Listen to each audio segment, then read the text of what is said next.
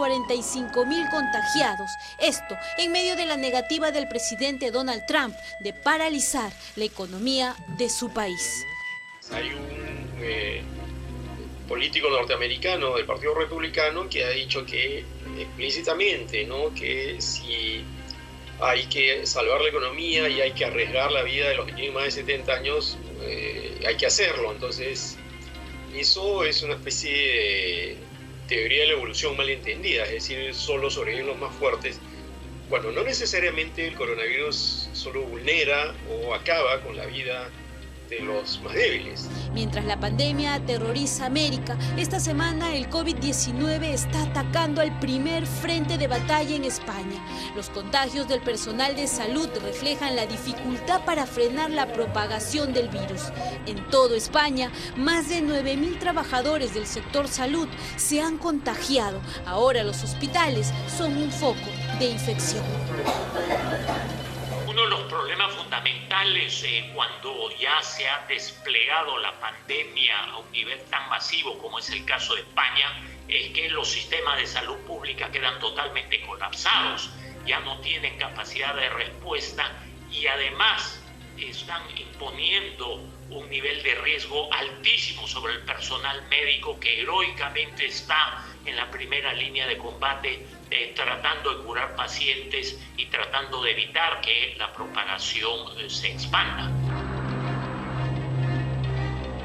Madrid llora a sus muertos, más aún cuando las Fuerzas Armadas confirmaron el hallazgo de decenas de ancianos que murieron solos en residencias de salud o albergues. Con la morgue y funerarias colapsadas, la pista de patinaje del llamado Palacio de Hielo, un centro de entretenimiento ubicado en Madrid donde antes los jóvenes se divertían, hoy se ha convertido en un depósito de cadáveres. España batió su récord de luto ayer sábado cuando la cifra de fallecidos por día se elevó a más de 832. En total, el coronavirus ha matado ya a más de 5.600 españoles. De 8.000 contagios, la cifra subió a más de 72.000. En España hoy se ha reportado que ha habido poco menos de fallecimientos que ayer, y eso ya que se considera un triunfo, ¿no? Fijémonos en el nivel al cual se ha llegado. Ya no se alegran o se quedan más tranquilos porque ya no hay tantos contagios, sino porque hay menos muertos. Eso es terrible. La emergencia de COVID-19 remece también el sistema de salud de Italia. Médicos y enfermeros imploran al gobierno que les entreguen material de protección. 86.000 contagiados y 919 muertos en un día doblegan las fuerzas de los médicos. En un acto de amor, el sacerdote italiano de 72 años, Giuseppe Barendeliu, quien fue diagnosticado con coronavirus el pasado 10 de marzo, decidió desprenderse del respirador que le regalaron sus feligreses para salvarle la vida y se lo donó a un joven que había ingresado en estado grave al hospital de Lombardía, en la ciudad de Pérgamo. El padre Barendeliu falleció días después, el 24 de marzo. Este padre lo que ha hecho es un acto de autoinmolación generosa, con una calidad humana impresionante y también una calidad cristiana. Digamos, si es que había que elegir entre vivir y morir, si él estaba en una situación grave, él ha dicho, yo prefiero que otro que puede tener mayores posibilidades de vida por continuo. Cuando el mundo sufre por la expansión del virus, el Papa Francisco, en una histórica homilía en la Plaza San Pedro del Vaticano, totalmente vacía, envió su bendición.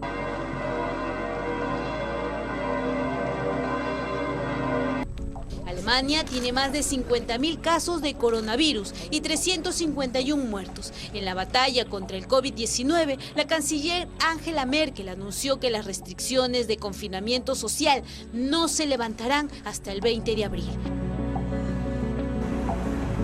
La pandemia tocó también a la realeza británica. El príncipe Carlos de Inglaterra dio positivo para COVID-19.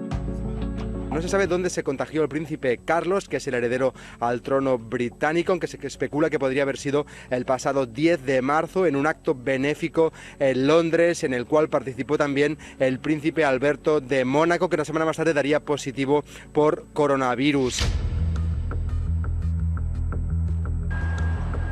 Estados Unidos se convirtió en el país con el mayor número de casos confirmados por COVID-19, con más de 105.000 contagiados.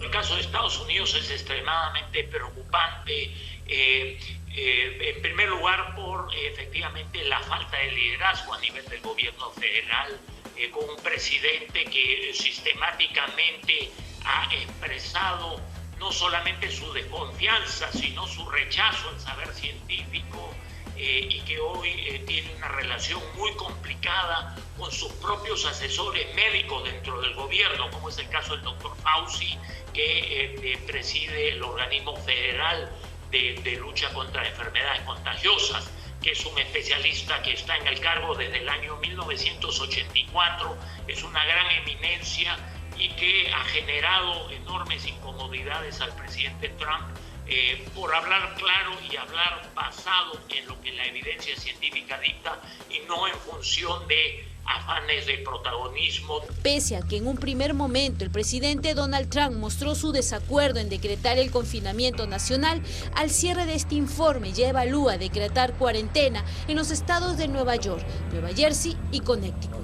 Para él, como ocurrió hasta hace unos días con Boris Johnson, el primer ministro británico, o como ocurre con Jair Bolsonaro en Brasil, primero la economía y luego la gente.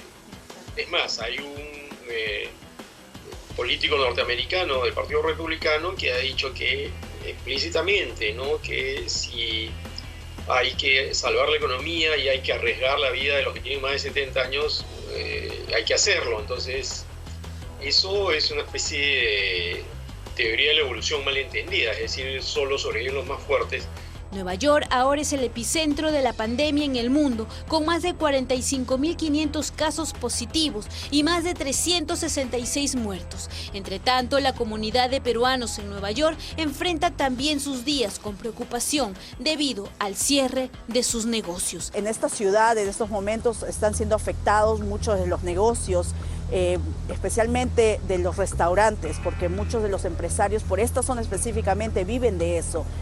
Personas que son dueños de negocios, también son dueños de propiedades, muchos de ellos, y esto les ha afectado terriblemente. El presidente de México, Andrés López Obrador, es otro de los mandatarios que no ha cerrado las fronteras aéreas de su país. Tampoco ha anunciado cuarentena ni toques de queda. Las autoridades sanitarias han explicado que será después del 18 de abril cuando México alcance el pico máximo de contagios.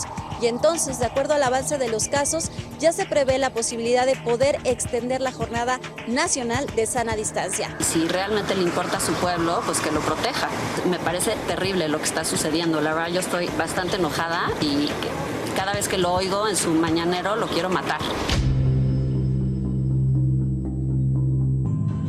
El presidente de Brasil, Jair Bolsonaro, es otro jefe de Estado que ha subestimado la pandemia, negando así acciones de prevención contra el contagio. Para él, la inmunidad de los brasileños se pone a prueba, aun si saltan en alcantarillas. 92 muertos por COVID-19 y 3.500 contagiados parecen no darle la razón. O grupo de risco é o das pessoas acima dos 60 anos.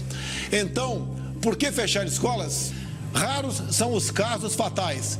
No meu caso particular, pelo meu histórico de atleta, caso fosse contaminado pelo vírus, não precisaria me preocupar.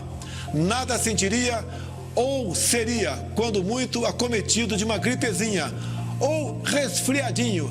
La pandemia ha contagiado a más de 617.000 personas en el mundo y ha causado más de 29.000 muertes. Su avance ha paralizado economías y ha obligado a los ciudadanos del planeta a volver a sus casas y a quedarse ahí para evitar que las cifras de contagios se disparen. Argentina y Colombia han decretado cuarentena total. Chile decretó estado de excepción por 90 días, con despliegue de militares en las calles para dar seguridad a los hospitales y resguardar el cumplimiento de las cuarentenas y medidas de aislamiento social.